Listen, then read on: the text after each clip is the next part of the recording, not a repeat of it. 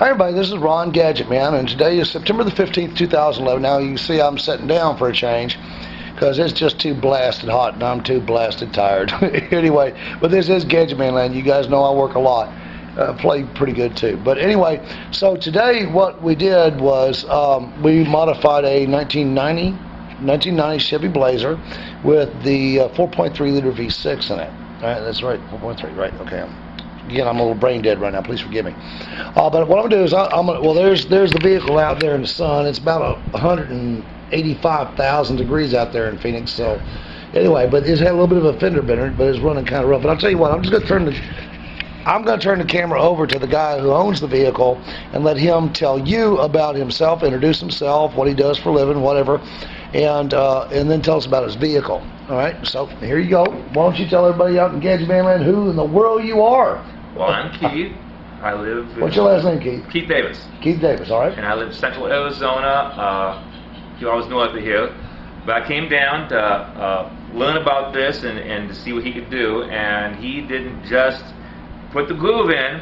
He noticed a lot of little details that needed to be sorted out for all kinds of performance issues.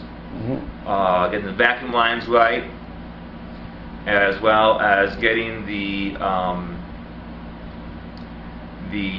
whole ignition timing and the whole balance of all these things together. Mm-hmm. And what I really liked about the net result after it was all said and done, and I'm skipping a lot of details. Give the details too. It's all right. Okay. Well, you know, I mean, he tweaked the timing. He tweaked. We put a radiator hose in. Yeah. That was its own issue. We won't go into. Check the temperatures of the heads. And the temperature of the heads on one side, especially, went down at least 100 degrees. Mm-hmm. It was over 400 degrees, and I think it was like 320. 300 on one side, and it was 300 to 320 on one side, and it was 400 and change on the other. Around 300 degrees, right? Yeah, I mean, it's up to 100 degrees difference. 250, yeah. And the temperatures on the engines, at both sides of the engines, are really much closer, as well as I liked where Ron, he was able to adjust, lower the idle, where the manual for this, specifically for this truck, says you cannot adjust the idle. And we always believe what we read, don't we? Right. Yeah. And so I thought that was kind of an interesting joke on, society will, And how long have you been driving with that thing idling fast? Oh goodness, I've had this now at least 3 years. And how long did it take me to set the idle? Not 2 minutes. About 30 seconds. Yeah. Pull off the breather. That's it, right? Yeah, we got that. Yeah, I know. And I thought it was so funny. I watched some of his videos and we discussed how creating a better vacuum creates better vaporization of the gasoline. Right. So that it can burn better. Right. If it doesn't vaporize, it don't burn. Well, does it burn better now? It's got to. I mean, everything's smoother. You know how a race car tries to adjust the shifting of the transmission, so that you get the best of the power curve throughout the whole movement as you accelerate. Right. This has much more smoother transitions. You know how many times, even with the automatic, as I have, that you can feel as it shifts. So is it better? It's smoother transition in all the power curve of the shifting. Right. And the vibration at 70 miles an hour is a lot less. Mm-hmm. Except on highways here, you can still go 75. But yeah. Well, we're not confessing to a crime. But it's something that it's.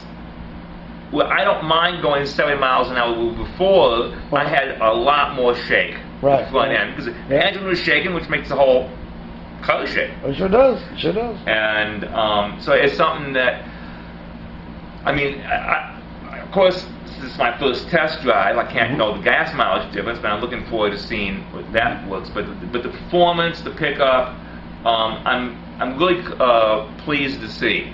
Right. And well, before we go much further, I want you to pop out there and start that engine. yeah, All right, well, come on, we're gonna just okay. go out here because we're gonna start it. We're gonna finish this little talk. All right. See, she's an old bomb, but she's still running good. Yeah, it's got a little over 200,000 miles on it. Yeah. And there's the low idle with it. Before it was over 1,000 RPM, I'm pretty sure. Oh yeah, it was well over 1,000. So let's take a walk around the back here, shall we? Oh yeah, great. I should smell the exhaust. We gotta let it run for. And after on the exhaust. We gotta let it run. Oh yeah, even right now it's really rich because you just started it up. But yeah, let it sit a minute. Well, go ahead and smell it now though, because you'll be able to compare it.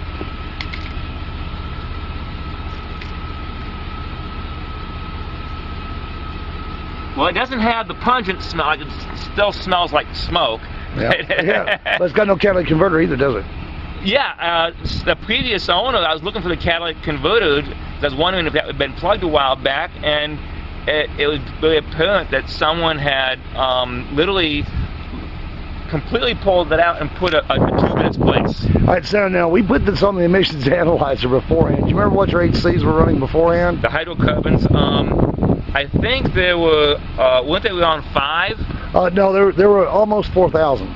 I'm thinking about the nitrous oxide. Oh yeah, no, okay. just the hydrocarbons. That's yeah, the unburned fuel. they were up to 3,000. Yeah. All right, and what were they after? Goodness, around 300. That's right. That's right. Yeah. So is that more efficient? You think? Well, you know, when you see like what you call that, a 90% difference. Right. That there's got to be some gas mileage improvement. Yeah. So let me ask you. So are you saying that this thing dropped your hydrocarbon emissions by 90%? Well, that seems to be that math to me. All right. So if you got anything else, tell everybody out there in Gadget Man land. Well, to put it simply, I'm glad to meet you, Ron. I like that. I like that. That'll work for me. That'll always work for me, guys. All right. So look, a little groove. Oh, does a little groove make a big difference? Big difference. All right. So there again, you hear it from yet somebody else. Another success story for the Gadget Man groove. A little groove does make a big difference when it's put in there in the right way. So I'm going to say God bless you richly and warmly. Remember, get over to GadgetManGroove.com today. I promise you'll be happy after you get done with yours too, because this thing only works every time. So God bless y'all richly and warmly, and we will talk to you tomorrow. And remember to always smile for a stranger today, because you will both be glad you did. Bye-bye now.